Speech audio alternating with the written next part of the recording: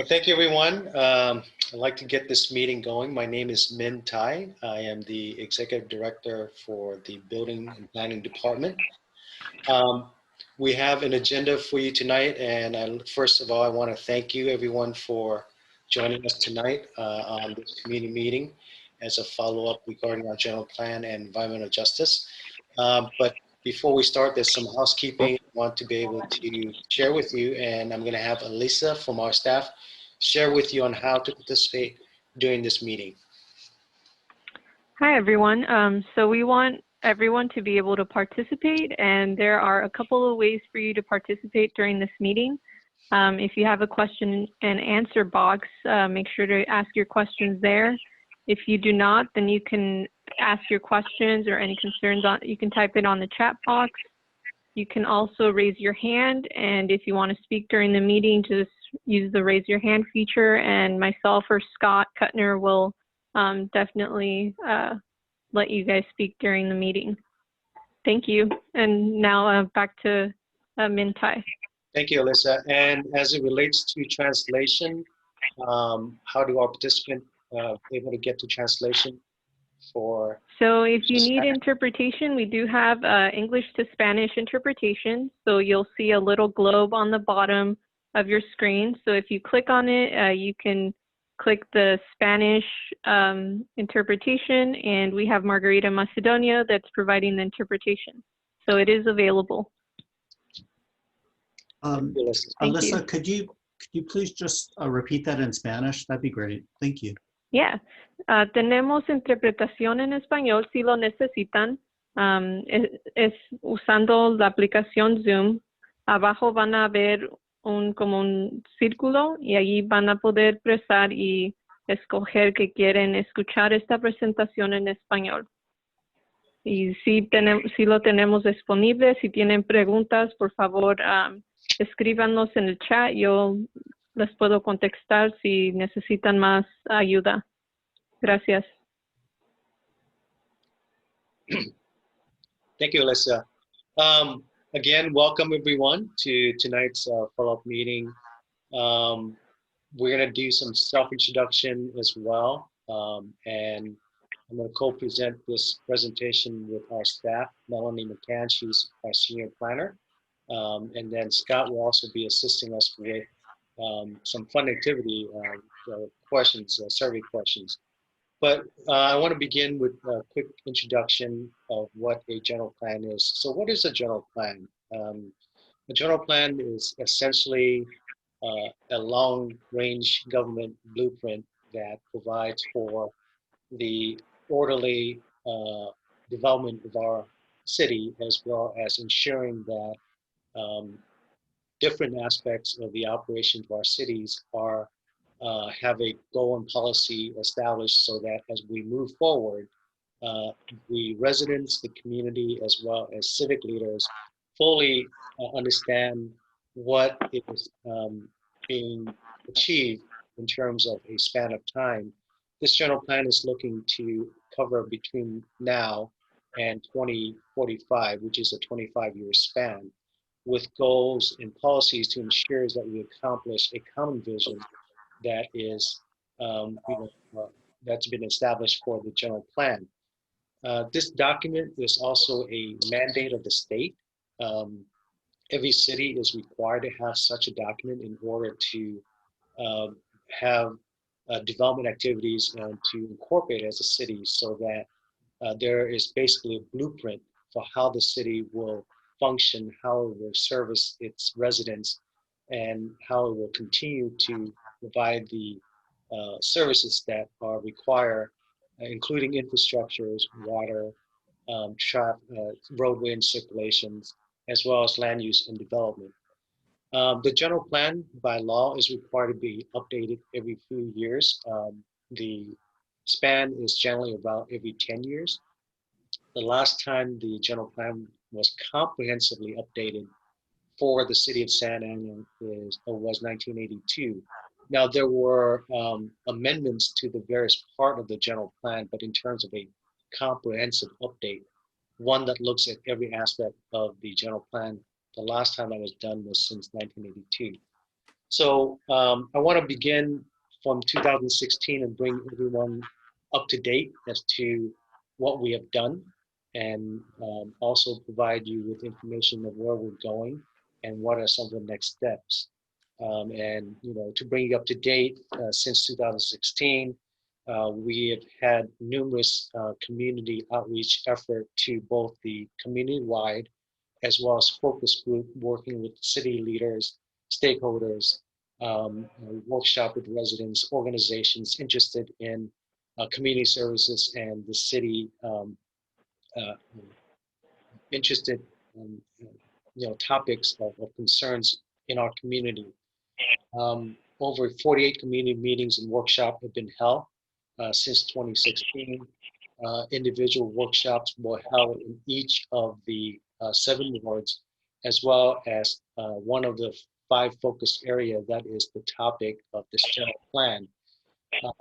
We also went out to the community every opportunity we've had to outreach at city events, such as Cyclovia and other city events where we have pop-up booths. There's a whole website dedicated to the resources for the community to have 24/7 access to getting information about the general plan, about the various aspects of the general plan, how to get involved, and also documents and meetings archive that's been up there since the beginning, and it's still available for you to review. We have also consulted with our city leaders, such as the City Council, Plan Commission. A special General Plan Advisory Committee was formed, consisting of community stakeholders to provide directions and discussions on what is important and critical to the community and what needs to be considered. As a result of the outreach, that information was all synthesized into providing a foundation for what we do in terms of the general plan update. We also had meetings and individual meetings with neighborhood leaders. We also met residents. We also conducted walking tours of various parts of the city to really have the full understanding of the issues that our residents face in the community on a daily basis. So all that work culminated in the creation of a working table for us in terms of what we need to do and updating the general plan. The general plan, in addition to the minimum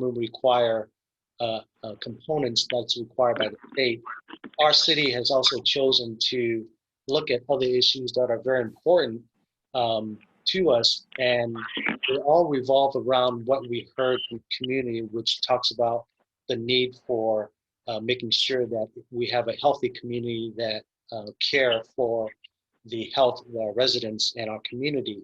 We need to look at equity, providing equity access, to the population in terms of housing, education, economic development. Looking at long-term sustainability, what we can do to ensure that what we do today can continue to be sustained and be able to continue for generations to come, so that we have resources as we all react to climate change and things that are happening in our city and throughout the world right now. We said that culture is very important to us. We are a diverse city, and that we need to ensure that we continue to respect our heritage as we move forward. And this was mentioned before, is education. Ensuring that we all have access to education of our community about issues that are, going on, current events in government, things that people may not have access to, but we as a city needs to be the mechanism for getting educational information out to our community relating to our development, relating to community issues of concerns relating to the environment, mobility. So all of that is what really culminated in what we call the 5 core value of health, equity, sustainability, culture, and education. And all of those things are not historically addressed in a general plan like the ones like they are being addressed in our general plan, because these are all very issues that are crossing both in terms of physical environment development as well as social equity, social justice, health concerns. So they cross path into what I call the social wellness of our city, something that cities have never really addressed before up until recently in the past decade, when all of these climate concerns, health issues, environmental justice issues become really something that is woven into our fabric. So therefore, our general plan is very aggressively addressing these issues. Since the beginning of COVID, we have had to reimagine how we engage our community as we move forward with the adoption process. We weren't able just to organize and convene an in-person meeting so that you and us, we can sit down face to face. We have had to look at how we can better outreach. We have had to look at different ways of presenting to you and getting feedback from you.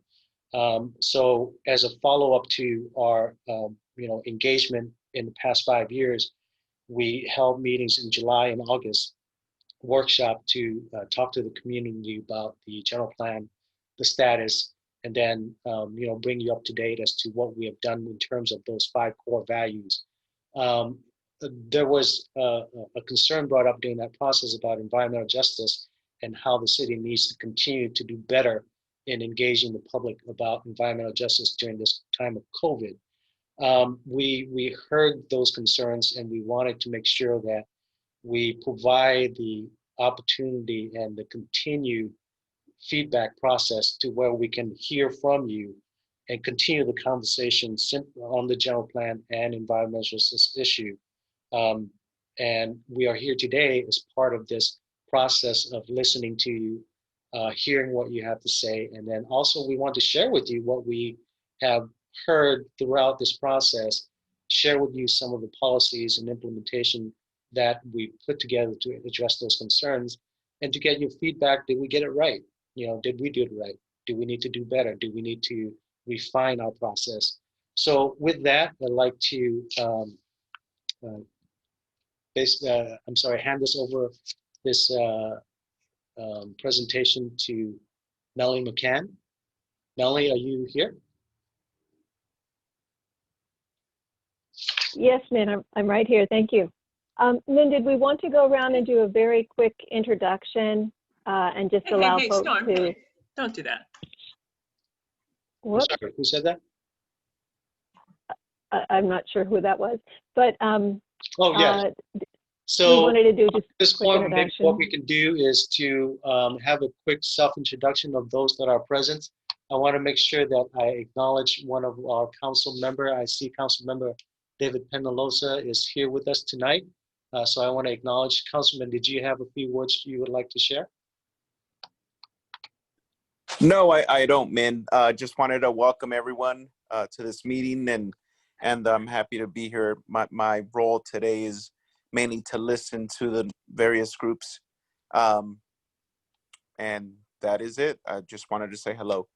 Thank you, sir. So to make this process go a little bit quicker, if you can just take about 30 seconds to introduce yourself, and then just share with us one of your favorite season. I have about 30 plus participant here, so I'm going to go over and call you each by name, and you can start with a self-introduction and then also your favorite season. Annette M.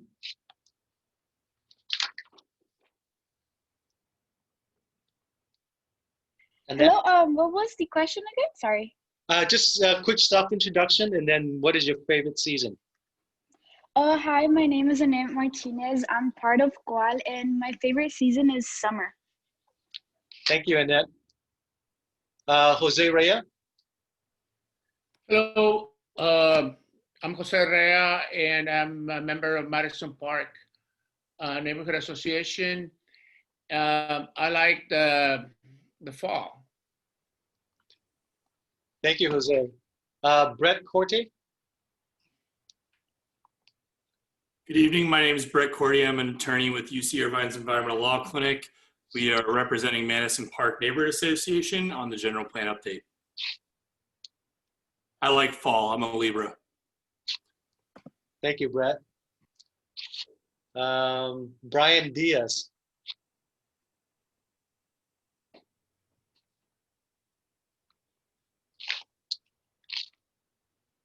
Brian? Brian Diaz indicates that he doesn't have a microphone and he's not with an organization. Okay, thank you. It says Carol's iPad.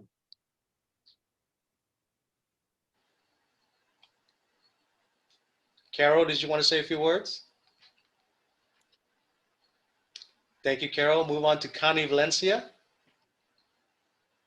Hi, my name is Connie Valencia. I am a UCI PhD student for the School of Public Health, and I am here with Madison Park Neighborhood Association. I'm one of their fellows.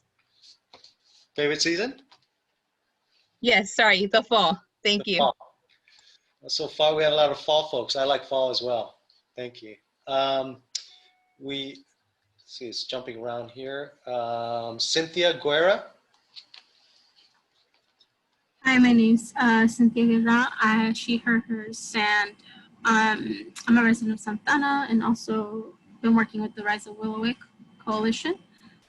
Favorite weather, fall, but like true fall, not necessarily California or Southern California fall. Oh, you mean you like the changing of the leaves to orange and then the frost? Yes. Thank you. Dale. I don't have a last name. Is this Dale Helvig? Yes, it is. Dale Helvig, springtime. Thank you, Dale.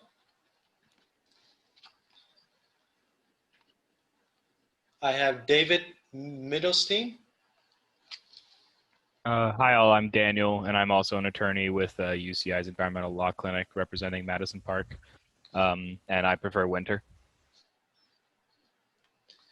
Thank you, Daniel. I apologize for misreading. My glasses is failing me right now. Diane Fratkin. Yes, hello. This is Diane Fradkin, and I'm a 28-year resident of Santa Ana, and I like summer. Thank you, Diane. Eric C.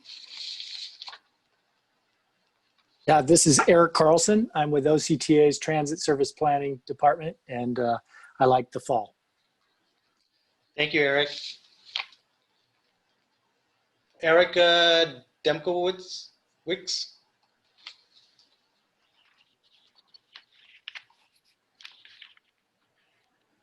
Min, Erica indicates she's a senior planner with the city of Tustin, but she doesn't have a microphone and she likes the fall.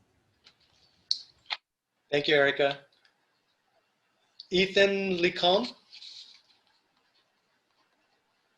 Hi, my name is Ethan. I'm a certified law student working at the Environmental Law Clinic at UCI, representing Madison Park Neighborhood Association, and my favorite season is the spring.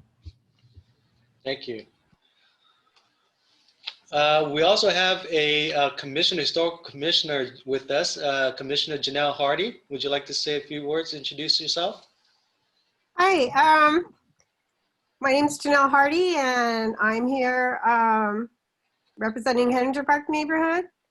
And as a native Californian, seasons, are a very subtle thing. But I like it when it rains. That's not too often. And I'm going to say summer is my favorite. Thank you. Thank you. We have Giselle Enriquez. Hi everyone, my name is Giselle and I am a planning technician at City of Santa Ana. And my favorite season is, I'll say winter. Thank you, Giselle. Jasmine Silo. Hi, sorry, I just popped in. So I'm assuming we're doing intros. So hi everyone, my name is Jasmine. I'm a student at Cal Poly Pomona. And what else? I'm studying landscape architecture. Thank you. Thank you, Jasmine, and go Cal Poly. Jean Akamoto. Yeah, hi, this is Jean. I'm just a resident of Santa Ana. I'm not part of any organization. And my favorite season is usually just whatever one it is right now. It's fair enough. Jesse Lopez. Hi, good evening, everyone. My favorite season is also the fall. Thank you. Juan Gonzalez. Hey, y'all, I'm Juan Gonzalez, born and raised Santanero and resident of the Memorial Park neighborhood. I'm always down for a rainy fall. That's definitely my favorite time of the year. Thank you. We have Carla next. Hi, good afternoon. My name is Carla. I'm just a Santa Ana resident, and my favorite season would be winter, to be able just to be like a bear and hibernate. Thank you. Keela with OCEJ. Hi everyone, my name is Kayla. I'm with Orange County Environmental Justice. It's nice to see everyone here. I'm also a Santa Ana resident. And my favorite is summer. Thank you. Lorena, did I recall Lorena Soria? Lorena.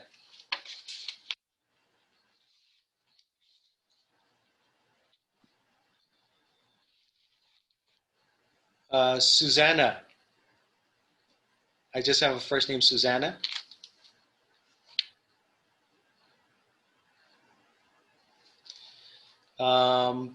Next is Susie Lopez Guerra. Oh, okay, you skipped over me. Go ahead, I'll wait. Whoever was speaking. Okay, yes, this is Susana Sandoval, and I'm with the Santa Ana Healthy Neighborhoods Alliance, and I'm also here with the Madison Park Green Program and a longtime resident of Wilshire Square. My favorite season is the fall. Thank you. Susanna, did we meet out in the field? Yes, we did the walk along the railroad tracks. Well, thanks for participating. Thank you. Let's see, where am I to play? Susie Guerra? That would be me. Good evening, I'm Susie Lopez Guerra. I'm the Director of Communications for Santa and Communications, I'm changing my title. The Director of Community Relations for Santa Ana Unified, a long-term and native Santanera, and I'm here to see how we can continue supporting this. My favorite season, I have to agree with my colleague here, is rainy fall, although my allergies don't like it. Thank you. Yesenia Maruo. Yesenia. Hola, mi nombre es Yesenia Marrujo. Soy del Comité Cual y soy del vecindario de Madison Park. Y me gusta el otoño y también el invierno. Gracias. Gracias, Yesenia. I have Thaida Wee. Hello, my name's Tita. I'm an urban planning student from Cal Poly Pomona, and my favorite season is spring. Thank you. Are you residents of Santa Ana, Tita? No, I'm not. I am Okay. from Long Beach. We welcome you anyway. Thank you. The last four digits of a phone number 0713. Last four digits 0713. I'm moving on to the next last person. Last four digit 8840. Hello. Yes. Hi. This Leonel Flores from the Madison Park Neighborhood Association Green. I'm the community organizer. And my favorite season is summer. Thank you, Lynell. And I think I got everyone. The screen was shifting on me, but did I miss anyone? If you can speak up now, I believe I got everyone. So thank you. And at this point, I'd like to hand this presentation over to Melanie McCann. Thank you, Min. We have about an hour or so we're going to try and stay focused on a couple of things. One, we'd like to do a quick poll to ask you 2 questions. So if you could take just a moment. And the first question is, have you participated in a previous meeting to discuss Santa Ana's proposed general plan update? And the second question is, have you participated in a previous meeting to discuss environmental justice in Santa Ana? And that will help gear just a little bit the next couple of informative slides for folks. So the good news is a good 80% has been part of previous meetings to discuss the general plan so far. And then as far as environmental justice, it looks like we're almost 50-50. About 52% have participated and another 48 have not. So thank you for participating, and thank you, Scott. And from here, whoops, final results. All right. So 83% general plan meetings and 52 for environmental justice. So now we'd like to move on and go through some informational slides to give us all on the same foundation. And all right, so Min walked us through what a general plan is. We'll touch on that a bit. I'll need to walk through a little bit what environmental justice is for the 45% that are not as familiar.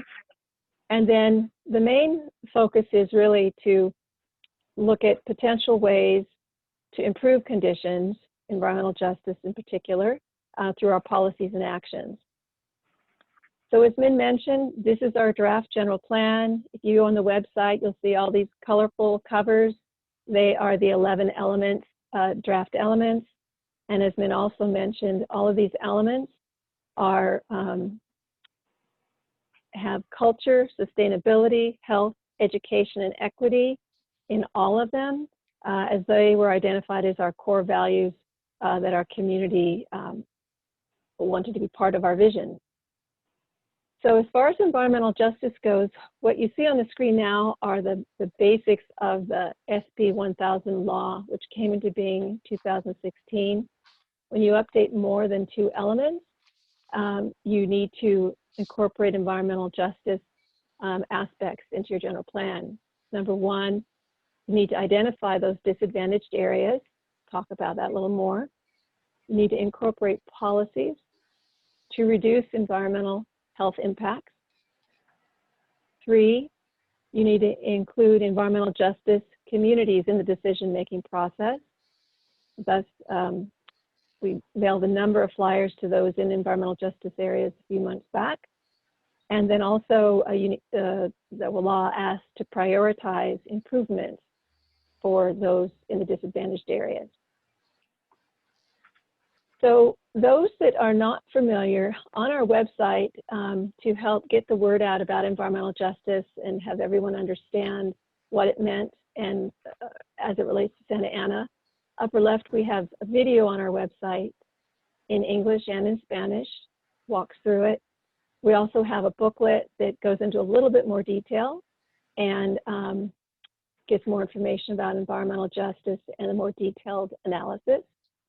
And then the map you see on the right in the pink, those are the areas that are considered disadvantaged communities or environmental justice communities in Santa Ana. The way those communities are identified is through, could be a couple different models. This particular one has 21 different characteristics, some of which are pollution burdens and other population characteristics.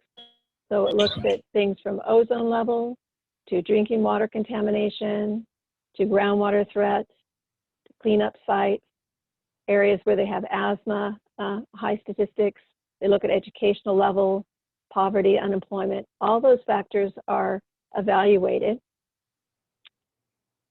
And they're mapped by census tract. So as you can see here, the outline of the city of Santa Ana, the areas that are in the highest 25 percentile, so between 75 and 100%, in a scoring level are considered disadvantaged communities. So in Santa Ana, we have 17 census tracts that are considered disadvantaged, and they include about 21 neighborhoods that are partially or fully in these areas. So as you can see, it ranges from Riverview West on the west, Logan to the northeast, Madison Park to the southeast, etc. So those of you that are from these neighborhoods that we outreach to, welcome, and we're glad you're at the table. So the next 3 slides, I'm just going to touch on the things that some of you know a lot about. And for instance, as it relates to local air quality, our Madison Park neighborhood has been very active over the last few years.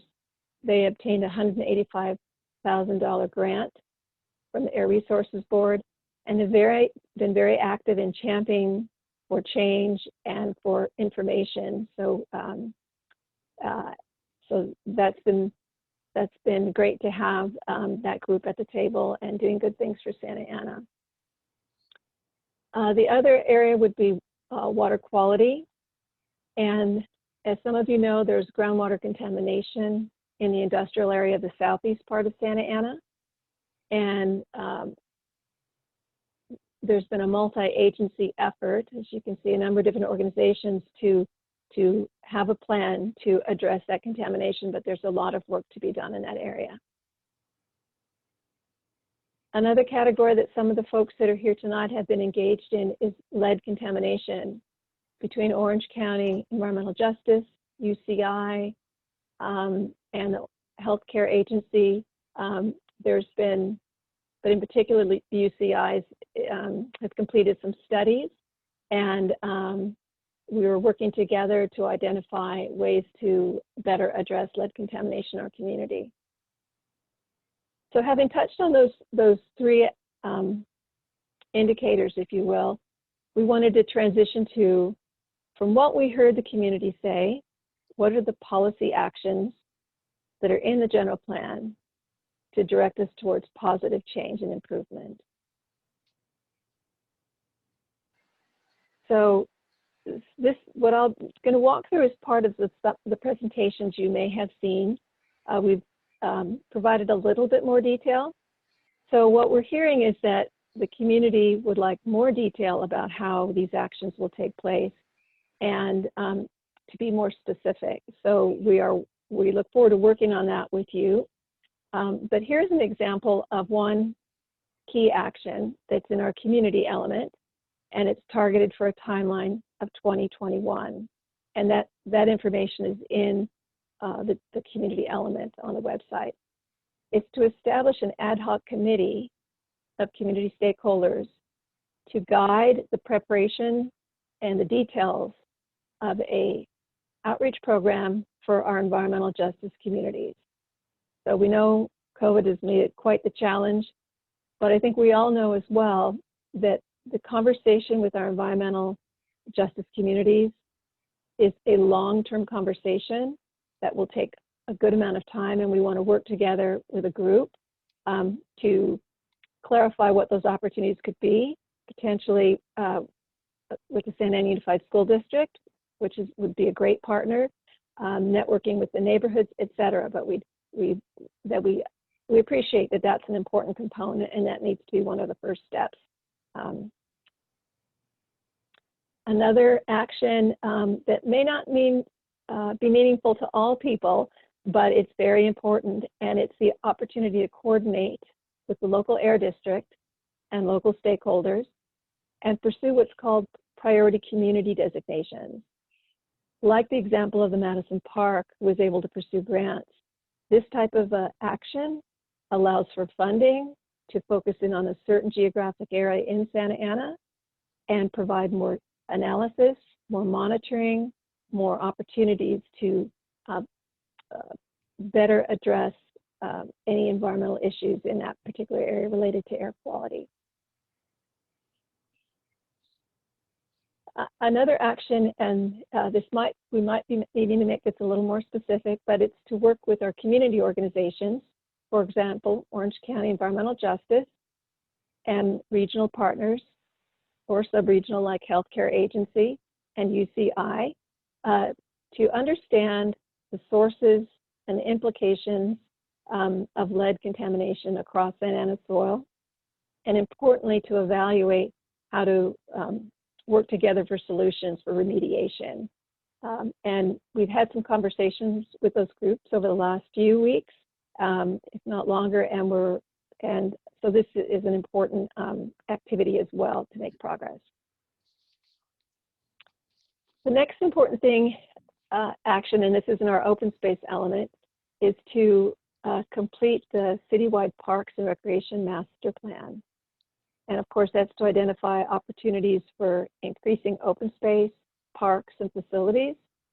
And in the element, it identifies that timeline as 2022. But presently, staff is evaluating potential consultants to bring to council, to hire a consultant to do that work as soon as possible. And that's a very important, important action to help us with open space. And in conjunction with that, potentially, this action talks about a community survey. So it could be as part of our parks master plan, could be as part of our housing element update, which will be happening next year. We can pull our resources and have a community survey that not only talks about health and air quality, but open space, community services, and in particular, focuses on these topics in environmental justice areas. So this survey is called out, if you will, in the community element to happen this coming year in 2021. Another action that's actually not in the draft element, but in conversation with some of the public, we've got a new one to talk about some more, and it's that notion of requiring new development proposals to provide documentation of pre-existing environmental hazards on their site, maybe lead, chemicals, etc., to address them for potential health issues. And the idea would be to put that in the land use element and have an immediate timeline of 2021.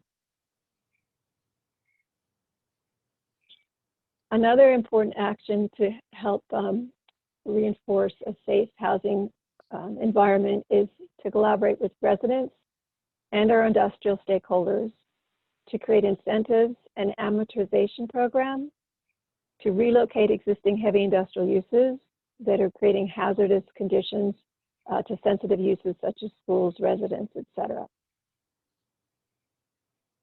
And again, that one talks in terms of a timeline of 2022.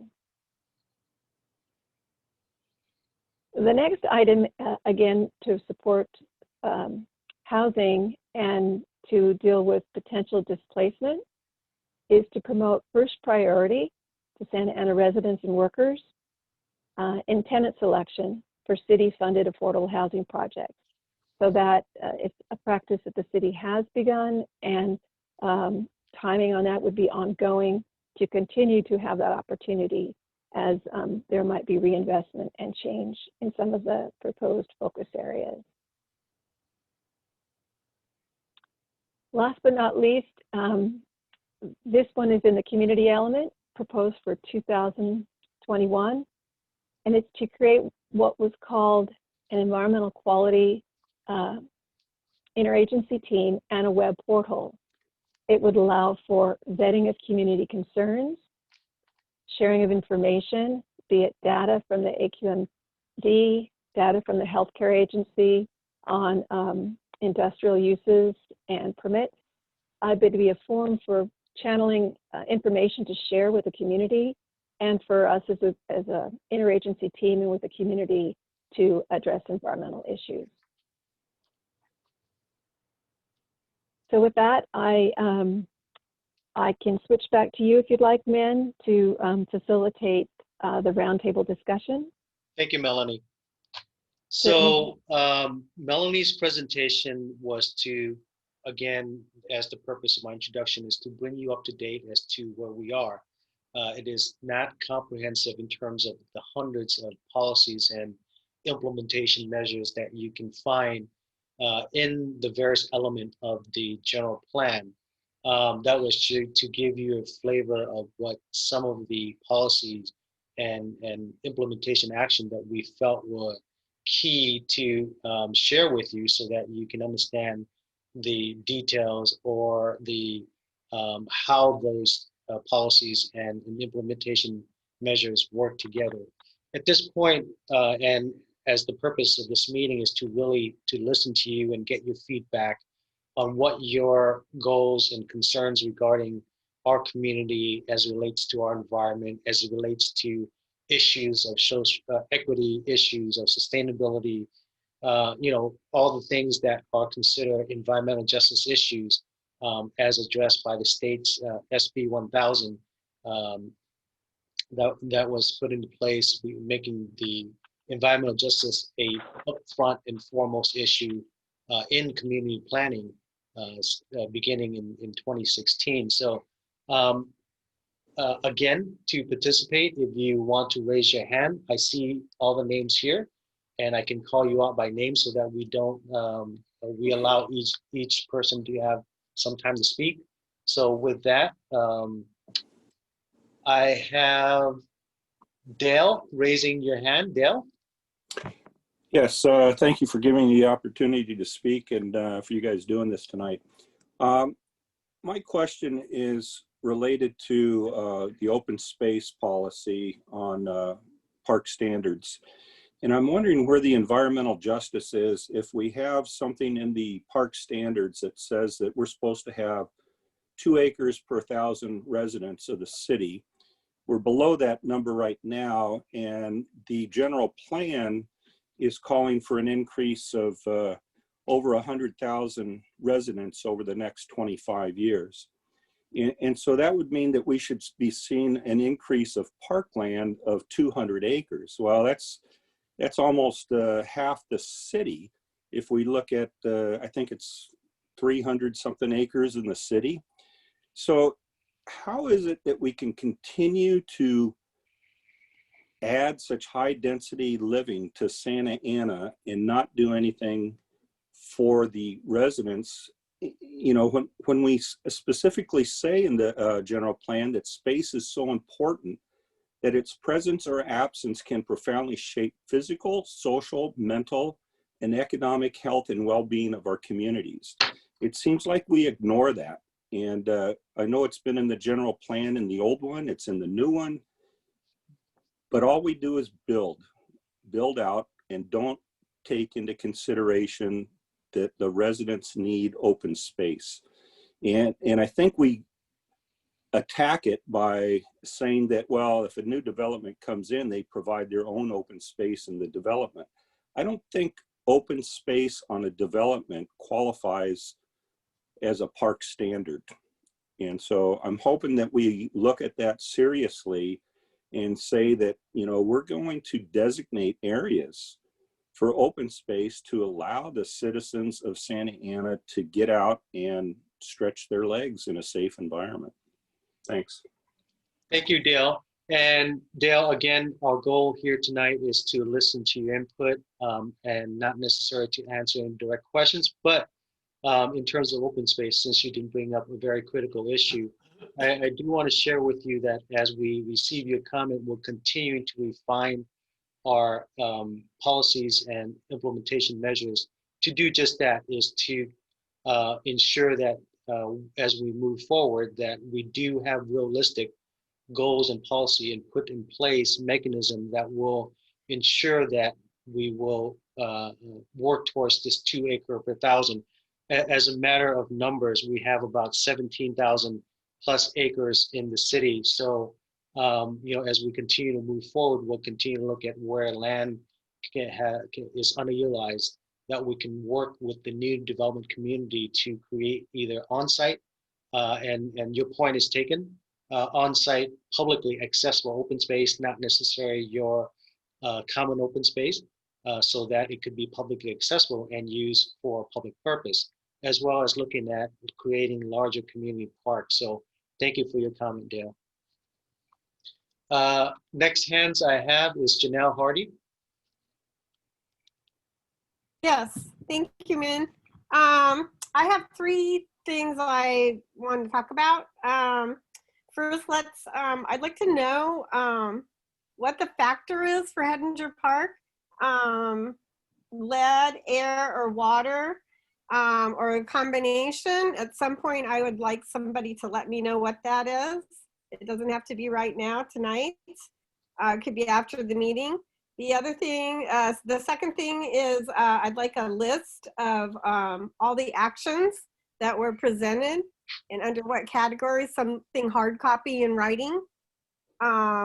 And the third thing is I have a concern, as many of you know, about South Main Street. I believe there's a historic commercial mixed use there that exists already. And there are historic buildings and homes. I'm on South Main. I'm particularly talking about from First to McFadden on the west side, you know, Hedinger Park's area. And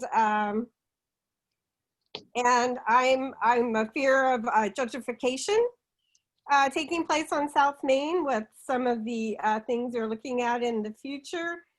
There's gonna be displacement, and I'm not sure that any of the mediations are gonna address that adequately. So those are my three comments.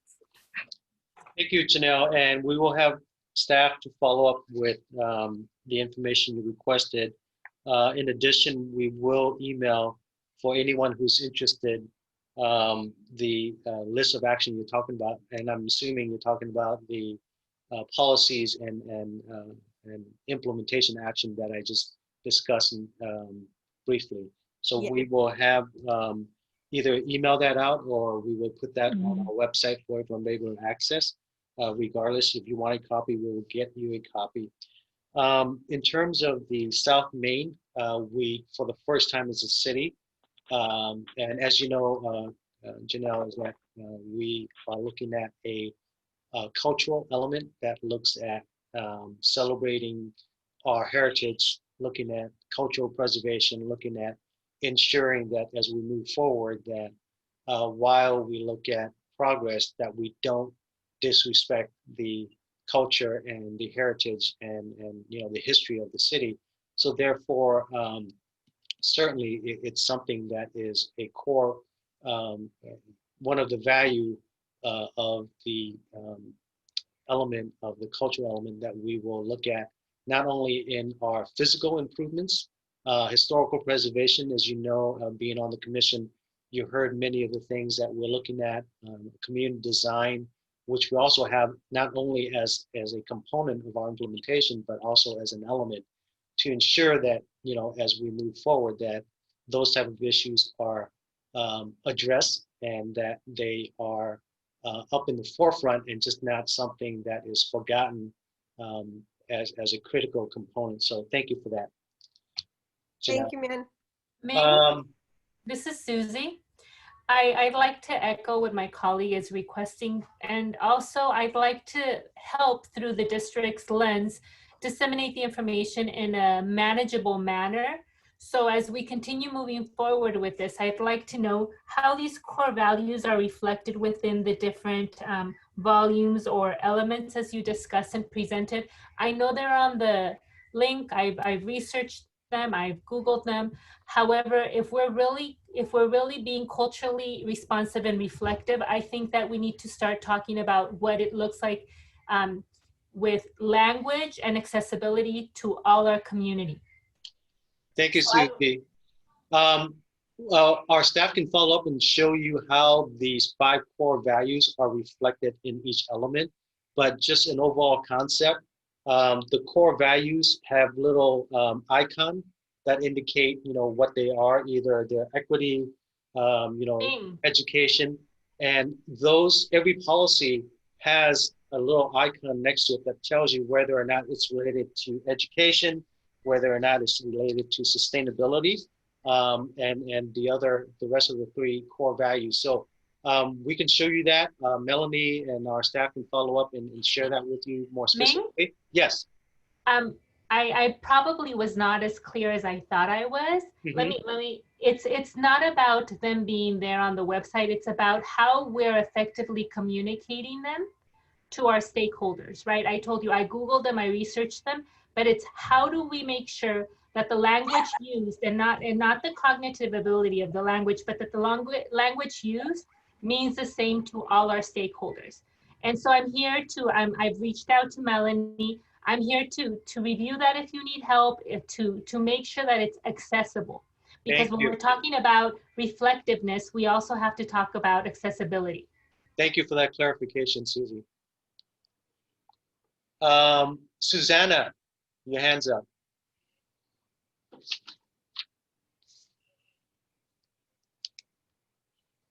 Susanna?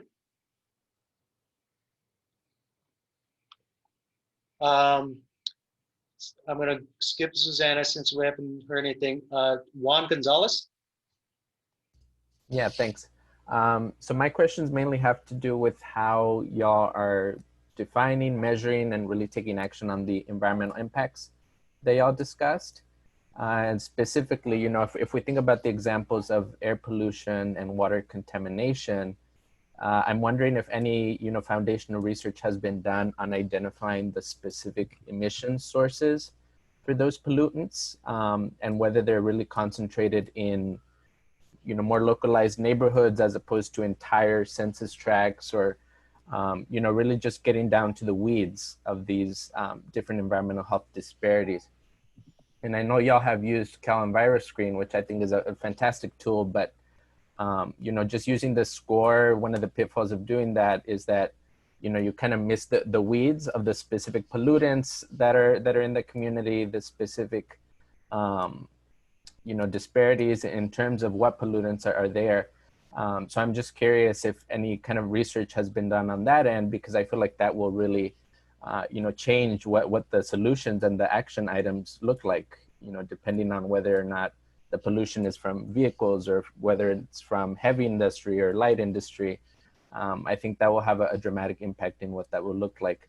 And then, you know, at the end of the day, these are all environmental health issues. And so I'm also curious to hear whether or not y'all have partnered with or expect to partner with the OC Healthcare Agency, because I imagine, I mean, their ultimate goal is to protect the public health of the county. And as I said, these are really significant health, especially public health issues. And so I imagine that that kind of partnership would be really, really helpful, especially in terms of pooling resources together. So that's all that I have for now. Thanks. Got it. You know, to answer your questions, the purpose of the general plan as a planning and policy document is to take an assessment of a big picture assessment of what we as a city need to do to make improvements throughout our community and address many of these issues. And as such a policy, we have been working with our community, working with organizations, and also using data information that is based on the environmental screen, which is a great start on how do we start looking at and approaching environmental justice issues in areas where we have many communities that have issues, you know, not exclusive just to air quality, you know, it's noise pollution, it's traffic, it's your, you know, long-term exposure to potentially lead levels in the soil, you know, in the homes.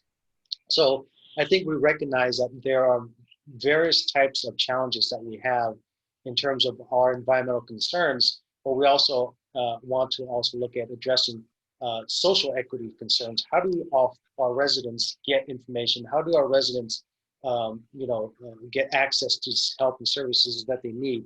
And as a policy document, we approach it from the perspective of how do we use that information, create policy that will then put into place as we walk through and work with the community on many of these issues.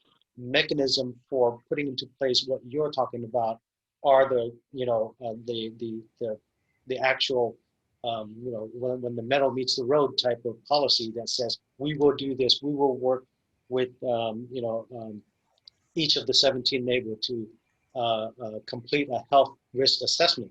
A health risk assessment we do have in there in terms of making sure that those types of assessment are put into place so that when we do have future opportunity and development, that we look at those issues.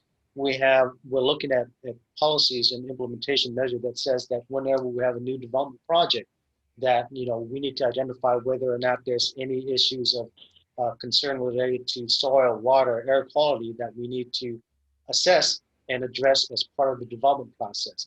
So those types of information are in the front end on a global scale, and then as we move through the process of actually, if this plan get adopted, is implementation and follow-on actions.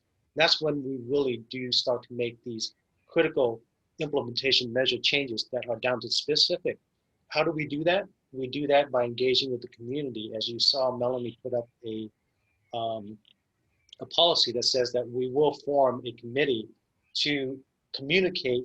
And when we say communicate, is to really have a dialogue and input on what are the issues. What are we going to do? We know there are problems. We just don't have all the answers today, and we're not going to try to give all the answers today. What we're trying to do is set up a mechanism that allow us to work actively hand in hand with the community to fix those problems. If I may just take a moment, Scott or Alyssa, our Councilman Penalosa got dropped off. If you can please allow him back in. Yes, Min, we did readmit him out of the waiting room. I wanted to let you know that Susanna, who had a comment, is now ready. Her mic is now working on her end. So Juan, thank you for that. But I hope you see the comprehensiveness and how we're going to approach this and take this big elephant one bite at a time. And then go ahead.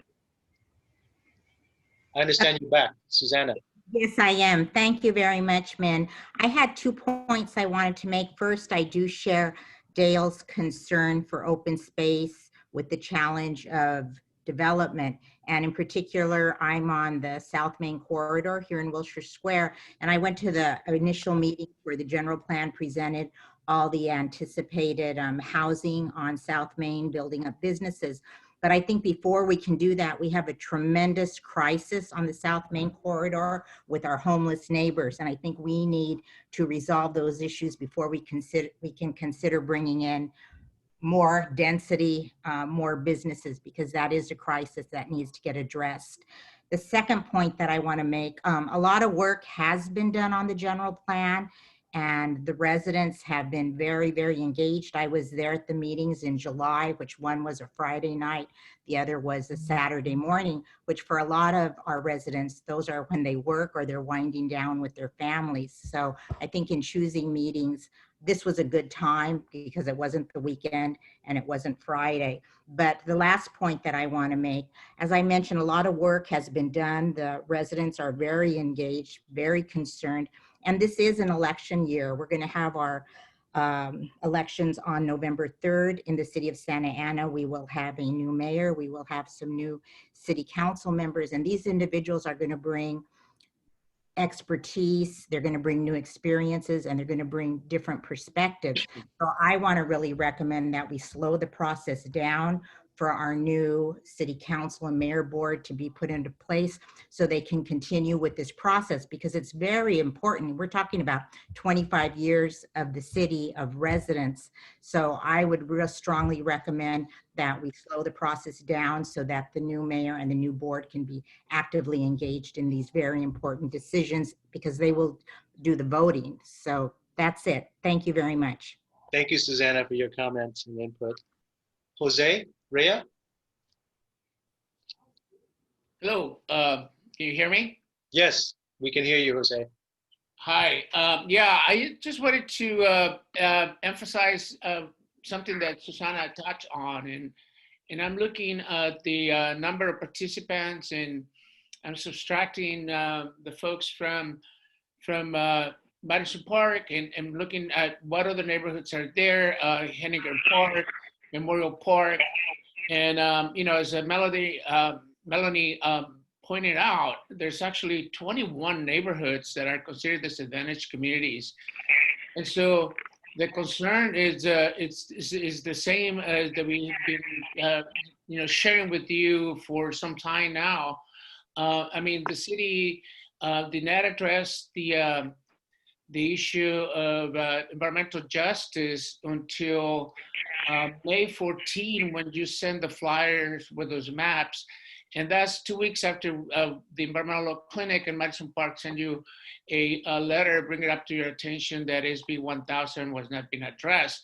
So our concern is that independent of our multiple requests of slowing down the process, that you are, going way too fast for the community to be engaged, which the community, as you know, is facing, a high incidence of COVID, unemployment, they have the elections.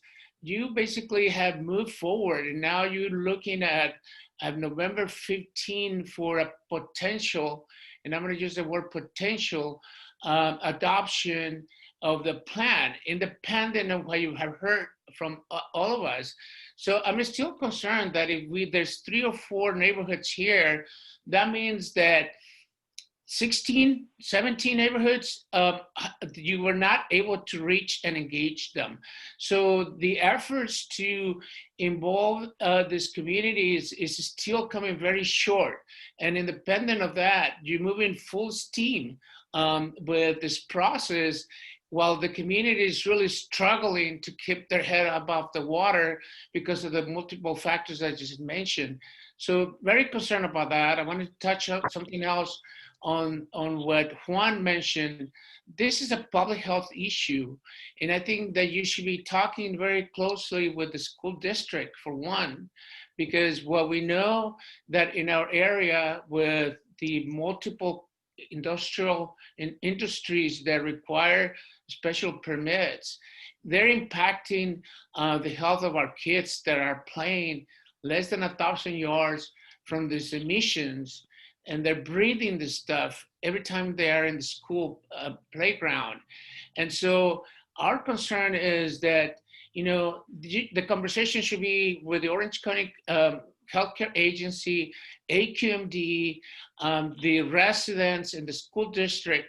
We spoke to the school district, we presented to the school district, and they mentioned that, that they should be part of this conversation. And I don't know if they are part of this conversation of the general plan and they've given their input. But it's, to me, it's very concerning that, that you've been listening to some of us, a very few of us for that matter, like we mentioned, in terms of those 17 census tracts and in terms of the 21 neighborhoods. And I think that you just listened to us without integrating all of our concerns. The main one is to slow down. Do not pass this general plan until 2021, when after you fully engage the community, because so far, the disadvantaged communities, the EJ communities have had very limited participation in this conversation, much even less on having meaningful policies and implementations that reflect what they need. So that's just my comment. Thank you. Thank you, Jose. And I do appreciate your input. This is by no means me, not acknowledging your comments, but as I share from the beginning, we to date have had almost 50 meetings with the community throughout this process. We met in each of the, not only in each of the focused land use area, which includes South Main, the Dyer, the trolley streetcar, the Grand and 17th area, and also the Sound Bristol. But each one of the 7 wards, we had specific meetings in each of those areas, and plus community-wide meetings. And out of those meetings, we heard many things. And when you talk about environmental justice, the SB 1000 talks about ensuring that there's availability of a healthy environment for all people, a reduction and elimination of pollution for burdened communities experiencing adverse effects of pollution, governmental entity engaging in and providing technical assistance to communities most impacted by the pollution, and also looking at for addressing recommendation for communities that are impacted by environmentals. So our core values, as you review them, really goes to the heart of all those issues. Health, that value, what does it engender?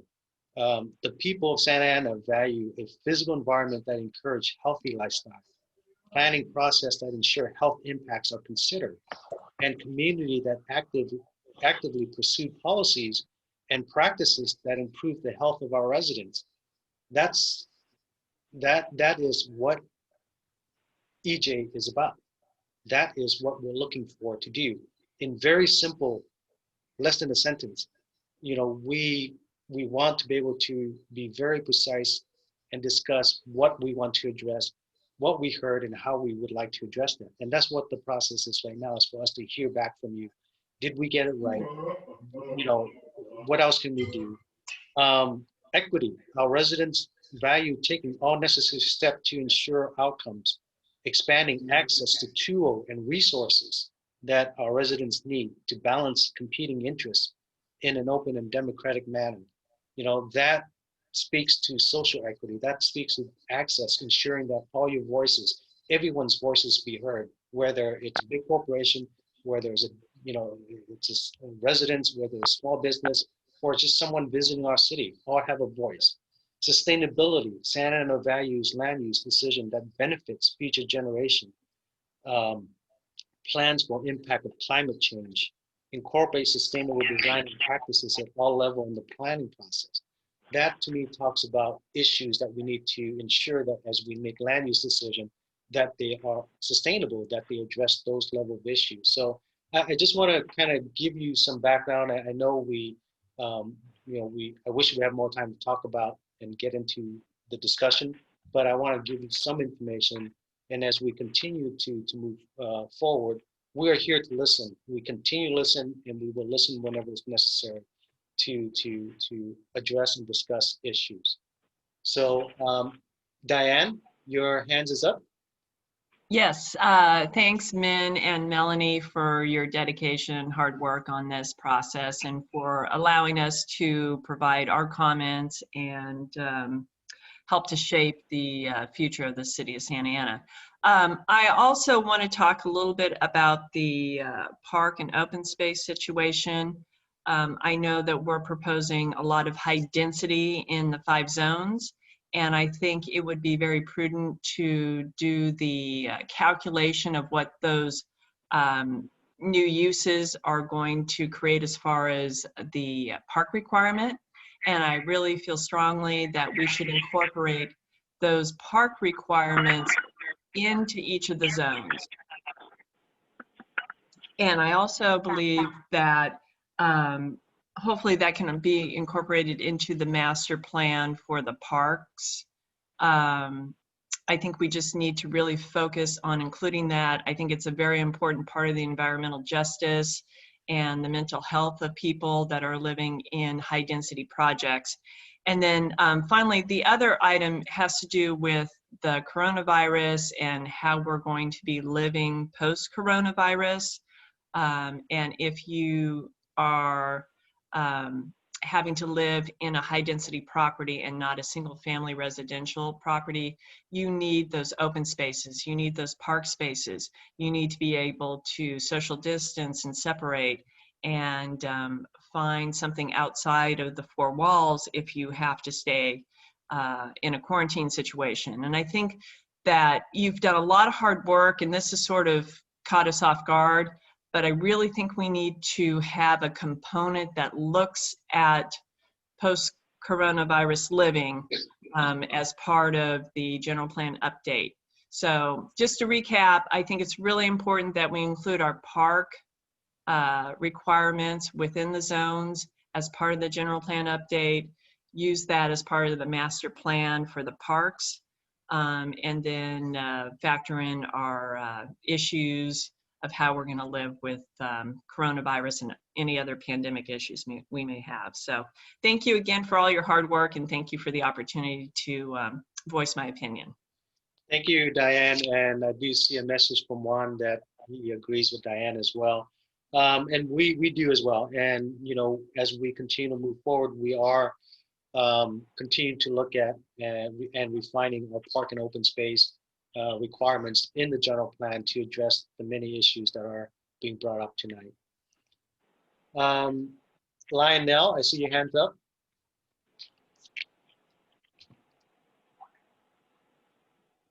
Hello? Lionel, yes, go ahead. Yes, can you hear me? Okay. Yeah, I kind of just wanted to go back to the issue of engaging the community. So basically, um, you know, you've been talking about all these meetings and things like that, but what we're saying is that, you know, the turnout, you know, is not it doesn't look like it's been great to us. And like Jose mentioned earlier, you know, we're not seeing all these communities that are being affected by it. So how can it be effective outreach?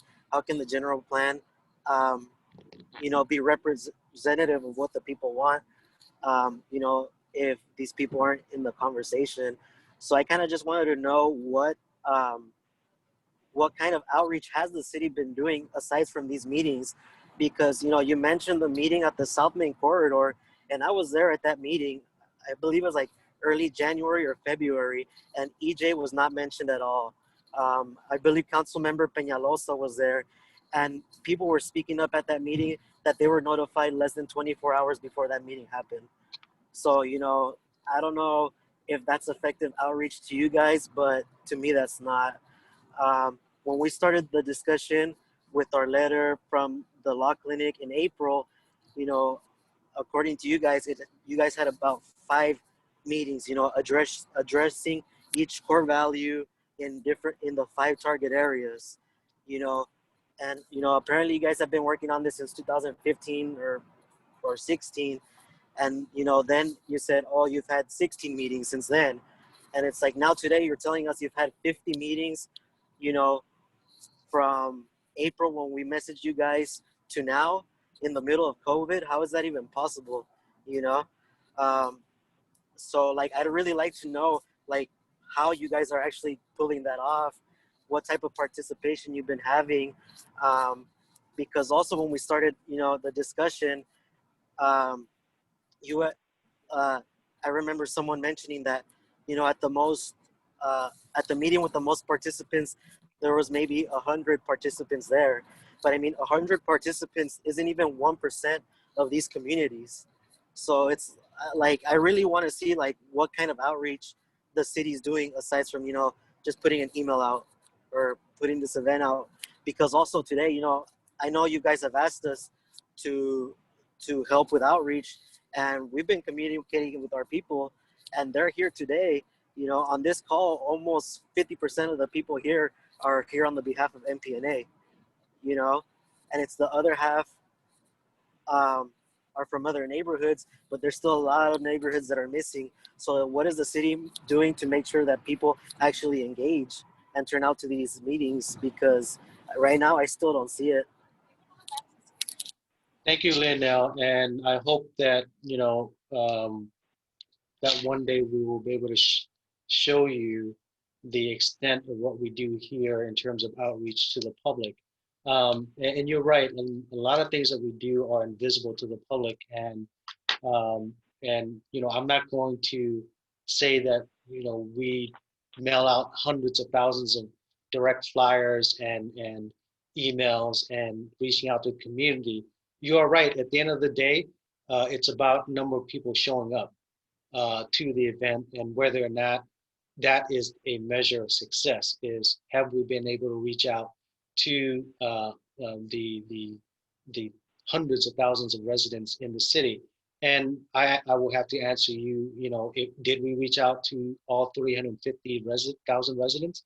Not directly, but over the course of the last 4 years, I would venture to say that we probably have been able to, at the minimum, send out direct information or get information to 1/3, if not 1/2 of our residents, just through our process of reaching out during the community, sending out direct flyer, words of mouth, nixos, whatever process we use the paper. We use the best network that we have, which is our neighborhood improvement services. I mean, our neighborhood initiative program that have direct link to each of the 64 neighborhoods. The leadership of each of those neighborhoods have direct connection to many of you that share with you our information. So, when I talk about the over 50 meetings, um, that was not since April. The over 50 meetings that we have had has been held since 2016 leading up to date. So I'm sorry if you misunderstood, but the over almost 50 meetings is since 2016 to date. And the meeting that you talk about in January, that meeting was to talk about the Main Street improvements, and that was not necessarily directly related to the general plan update. The general plan update, we had a meeting down in that area, I believe in 2018, to look at the direct focus area of South Main. And so that's the one that you refer to, where we had over 100 residents that attended to talk about the changes in South Main. So Leonel, I agree. I can't agree with you more. We will continue to engage with the community. We will continue to do the best that we know how to get information out to the residents. But unfortunately, um, not all the time do we get full 100% participation. But we work with those that are interested. We work with anyone who's provide comments, and we want to ensure that that gets reflected back. There is a public hearing process as well, that the public will also have an opportunity to comment and address these type of issues and the general plan itself during the adoption process. So thank you for your comment, and it's well taken. Carla? Yes, hi, my name is Carla. Thank you for putting up this event. I heard of this event through an email that I got. However, I didn't hear about the environmental justice till July of this year. So I heard about the environmental justice of July of 2020 during COVID times.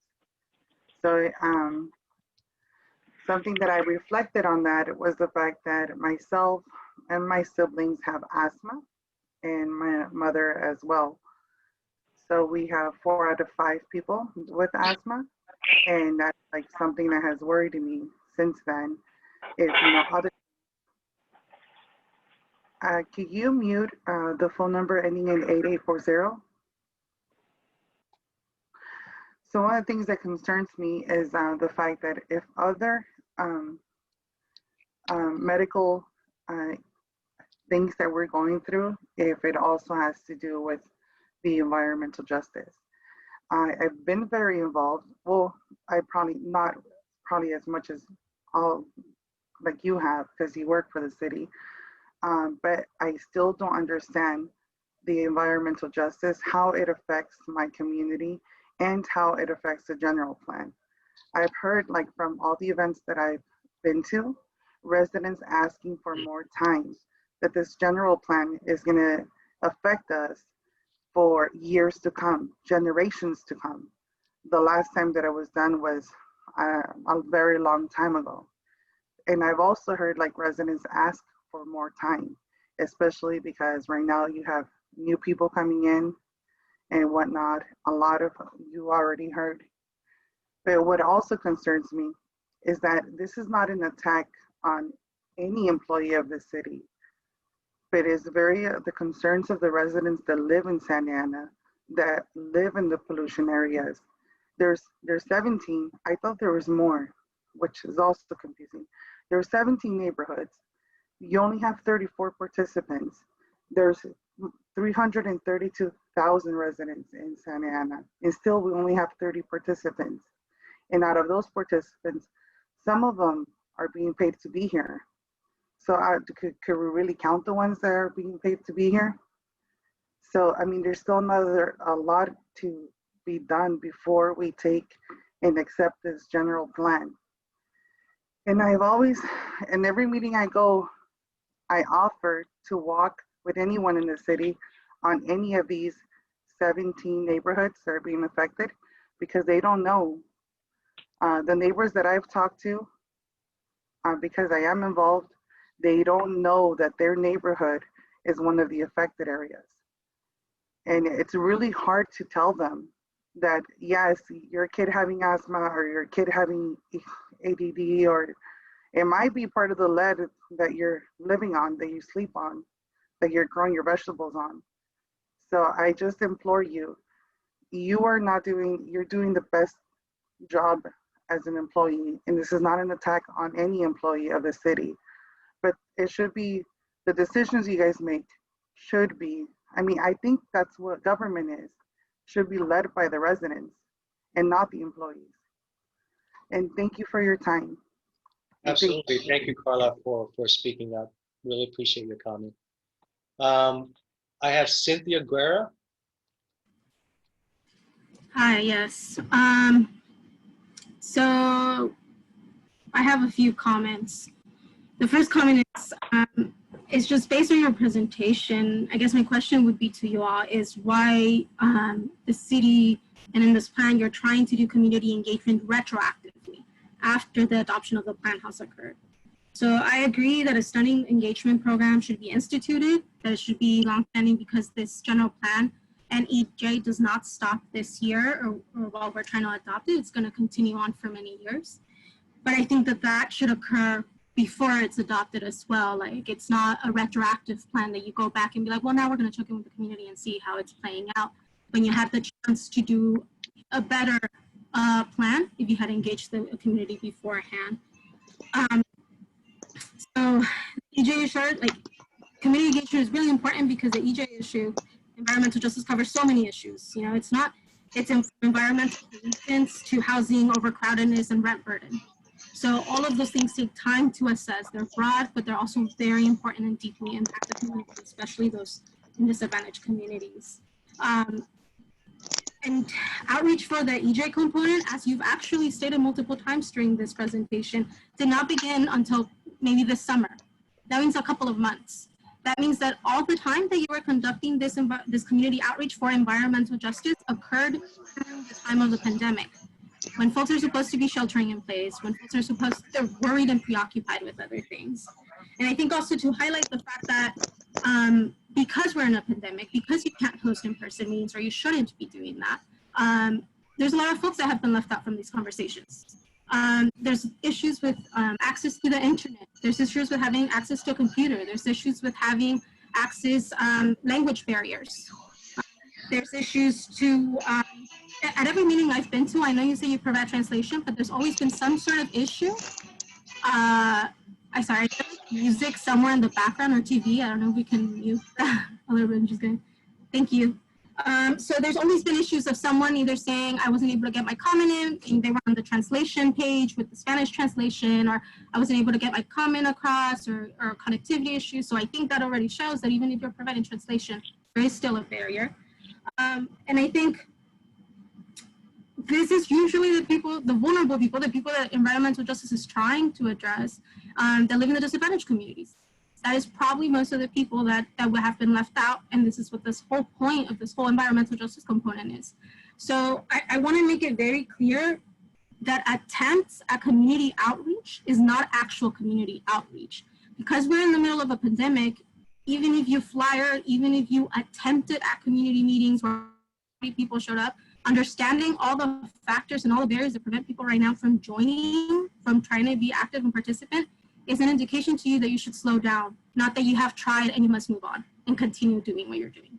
That's what that indication is.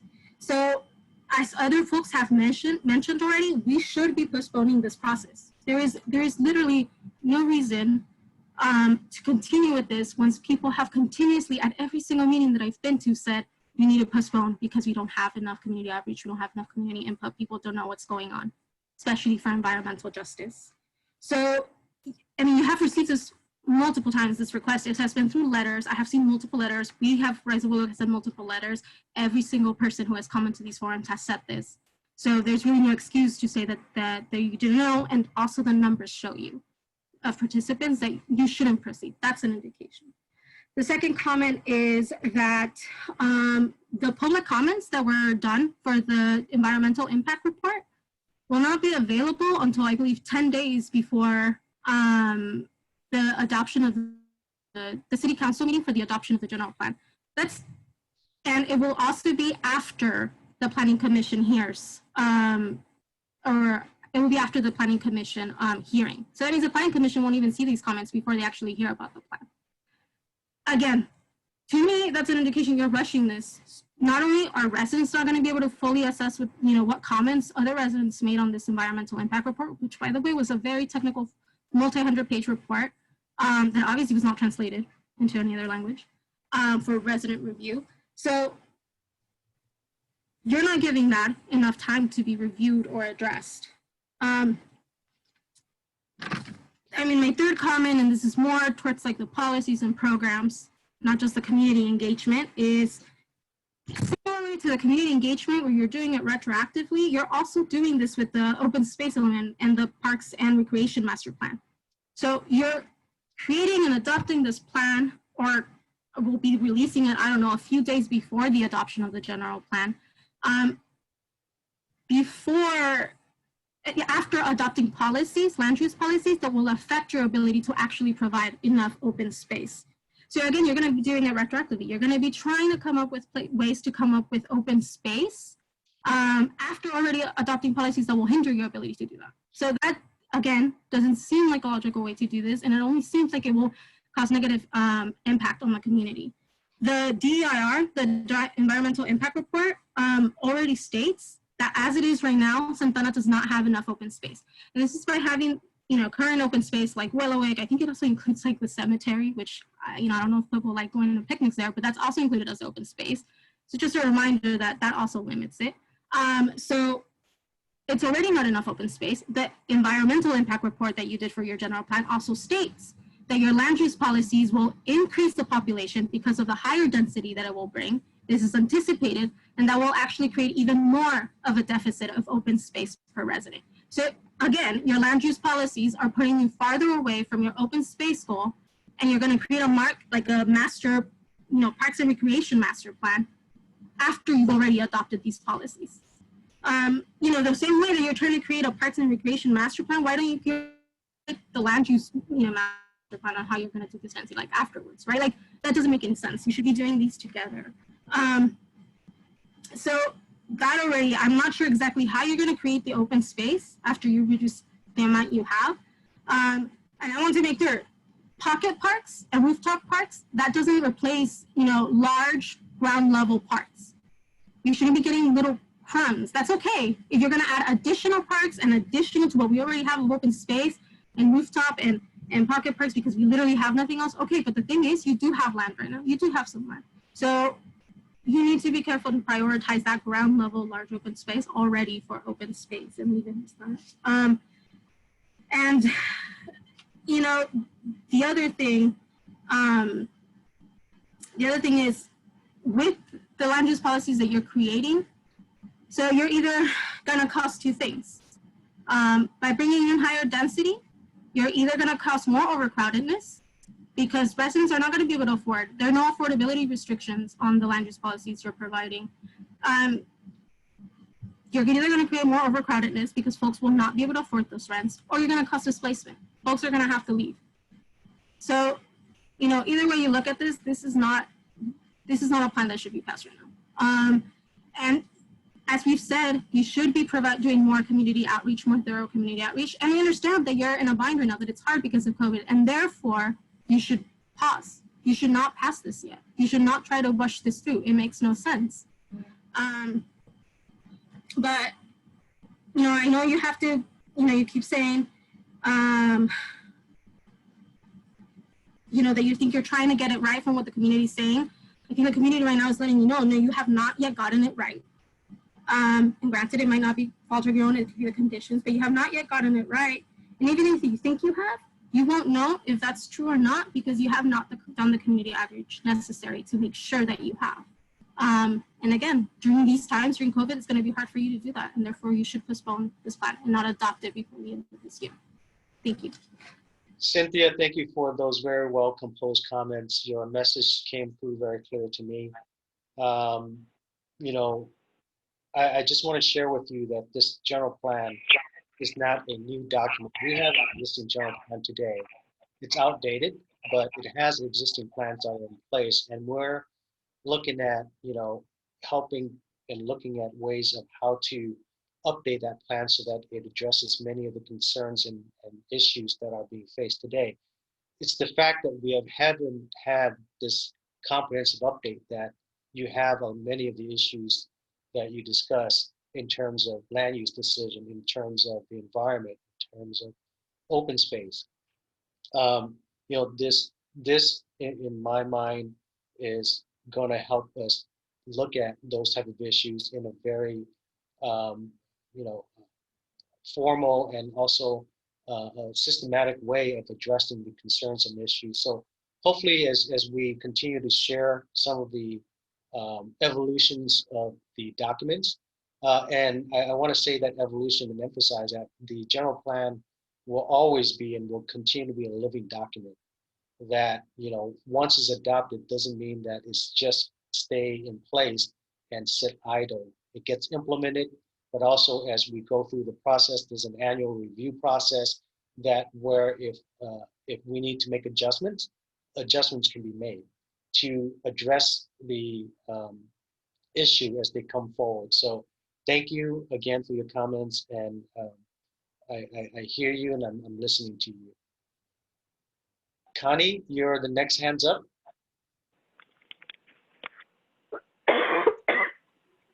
Hi, good evening.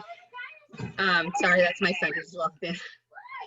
My name is Connie Valencia. I'm, as a former resident of Santa Ana and current resident of Boyle Heights, I would like to express just my concerns, but also urge you to please slow down the process of improving, of passing the community, passing the general plan.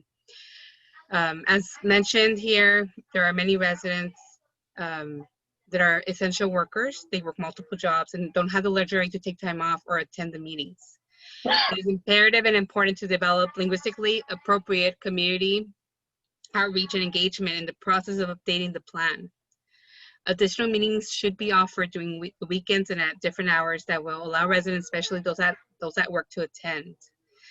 As Jose mentioned, there are over 10 neighborhoods that need to be engaged and additional efforts need to be made. I would like to maybe possibly talk with you to see what we can do, how we can help, and how I can help, and also to become more familiar with some of the efforts mentioned. I'm currently working with Jose, Leonel, and Susana on this as well. I also believe this is a public health concern and hope that you act accordingly.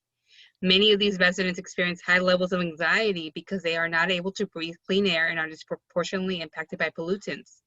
However, there's other issues that they're also afraid of. Like you mentioned, equity.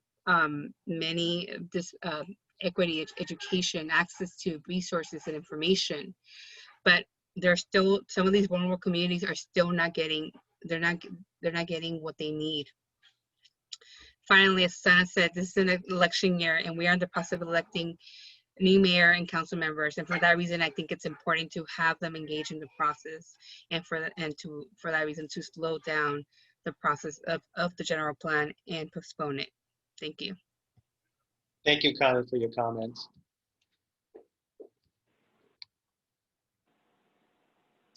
At this point, I don't have any other hand raised. Margarita, would you mind if you can repeat in Spanish for anyone that would like to ask questions? Excuse me? Hello, can you hear me? Yes, I can. Who is this? Thank you very much. I'm 8840. I'm sorry, I didn't get a chance to introduce myself when you called me That's earlier. okay. That's okay. You have the floor, please. Go ahead and speak. Thank you, yes. My name is Esther Fonseca, and I'm here representing Artesia Pilar Neighborhood Association. I regret I was unable to attend the meeting when you did meet with Artesia Pilar representatives some time ago. But thank you, Scott, for sending me the email to invite me to this one. This is the first meeting that I am attending regarding this very, very important issue. And I'm learning a very great deal this evening. Thank you very much. But just a few words about Artesia Pilar. We are the largest neighborhood association in Santa Ana, very high density area and very economically depressed, some areas worse than others.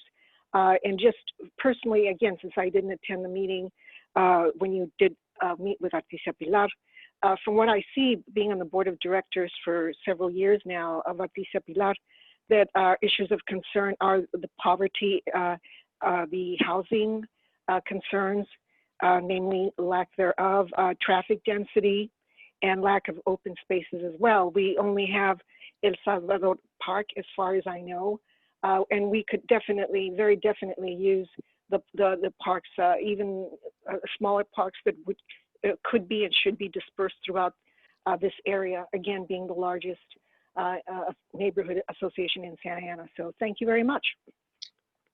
Well, Esther, thank you for participating and for calling in tonight. It's not too late, so thank you. Thank you. Let's see. With that, I don't see any other hands up. We did allocate to 7 o'clock for tonight. So if I don't see any other hands up, I would like to have some closing comments. Thank you so much again for being here with us and sharing with information, you know, on a weeknight like Monday night. You know, having been in some of the other meetings, I don't know if there's ever a good time for a meeting, but we're going to try to hit whatever hour it is that is necessary in order to get out to our residents.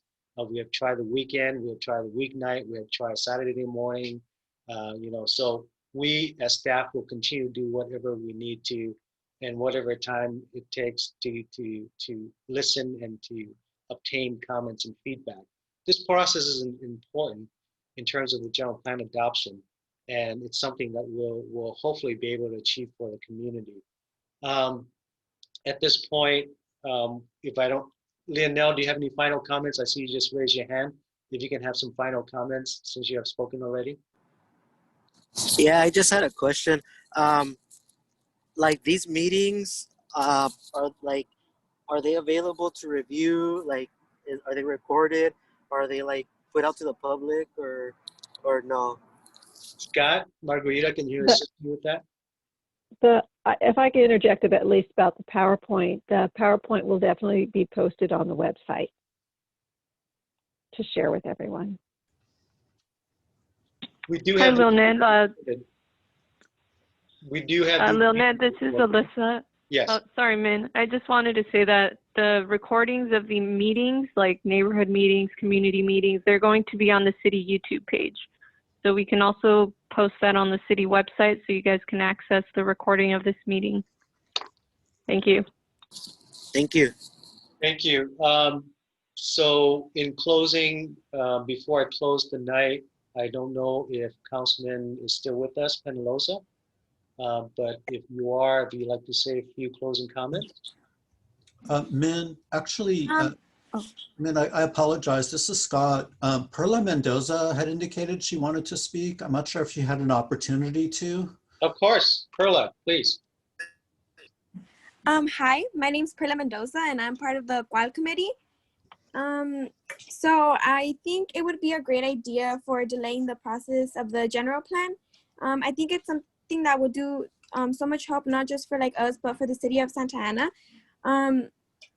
I feel like it's very important for it to be delayed, and I feel like I'm not just speaking for myself, but for everyone else in the community.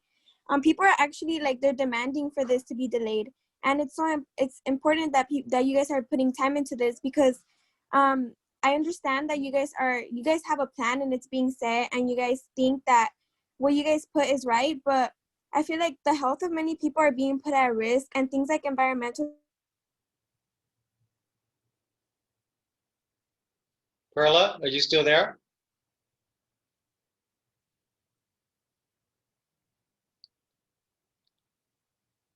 Perla?